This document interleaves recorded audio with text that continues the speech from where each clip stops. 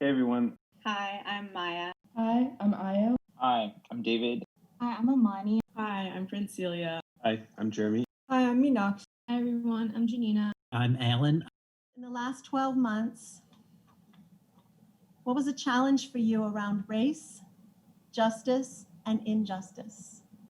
It's been very difficult, I think, to find the space to grieve when we've become so desensitized to so much of this.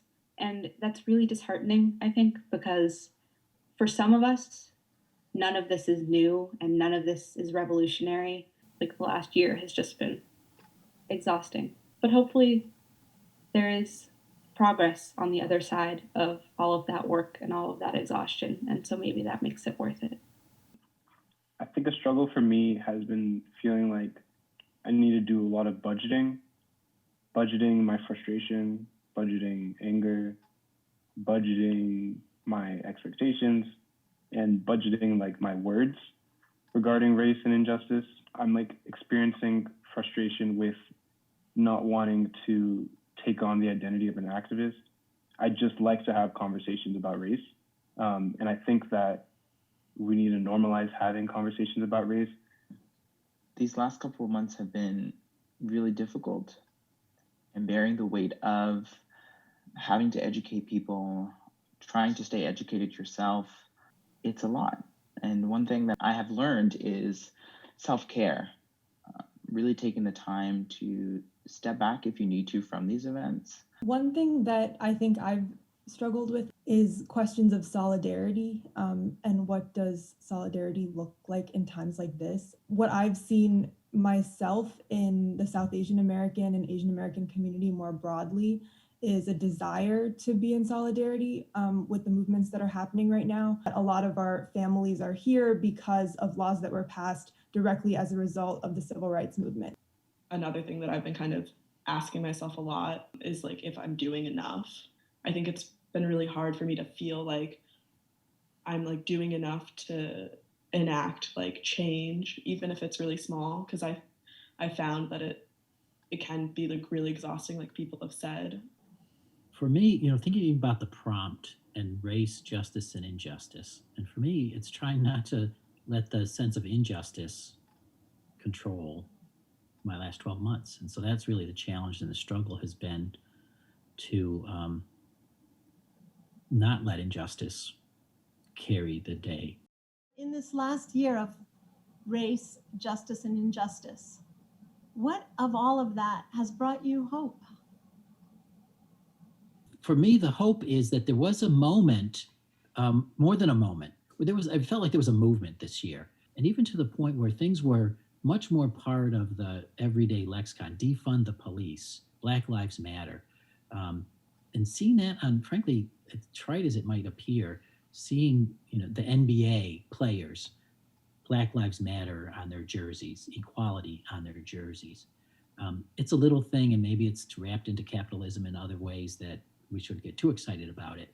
But there's hope, and there's movement and inroads in places, I guess, where I didn't imagine it would be. In conversations with a lot of white allies, I feel like in the past year, I've definitely seen a lot more like aha moments, like where they realize something that they've done or something that they've seen, that we're still not there yet to have a national conversation about race, but I think we're in a good position to. I think one thing that's really brought me hope is just to see different communities come together. And I know that for myself, I've found a lot of hope just in spiritual communities. And that's really helped me, just being in a world where things can seem so, you never know what's going to happen next. And so I found a lot of hope in that. And seeing the movement kind of catch on a larger national and global scale, and I think a way that we haven't seen in a really long time, has been really hopeful. I've seen a conversation with my high school classmates turn into the national Black Act movement, which has led to tangible reparations for Black students in institutions across the country. And to see something like a mere conversation, something that was born out of frustration and sadness for abuse experienced in the past, turn into joy and connection for Black students across the country, you start to realize how quickly some pain can become hopeful and joyful. Martin Luther King, Dr. King, he dared us to make some dreams. What is a vision that you have for Amherst around race, justice, and injustice for this year or for the next year, for the next 50 years? And think big, vision big. Amherst, in a lot of ways, brings me a lot of hope in this area. And there's so much work to be done. It seems to me that Amherst is kind of starting to realize that that work is worth doing. I can't like perfectly quote it, but my favorite MLK quote is actually, I believe it's like the function of like education is to teach students to think critically, and that intelligence and character is the goal of a true education. If Amherst can get to the place where we both encourage intellect and critical thinking and intense and rigorous thought, but we can also nurture the sense of like character and compassion and empathy, then it feels like there's kind of no limit to how much progress we can make. The thing that brings me the most hope is hoping that we're getting to a place where we can make a sincere commitment to justice and getting to a place where Amherst is an institution that is deserving of trust and love and pride and support beyond like the amazing people who are doing the sort of incredible work that makes it a place that people want to stay. My vision for Amherst is for Amherst to respect Black women in the way that they need to be respected, and for their names to be heard and remembered and respected. You know, my hope is just that we continue to embrace diversity at Amherst so it feels less of a statistic. It actually provides an opportunity for us to learn about each other. But I think we're already on the right track. One of my visions for Amherst is for like the entire campus to be activists, not just like students, but also like administration. My vision for Amherst is that love becomes the center of what the Amherst experience is.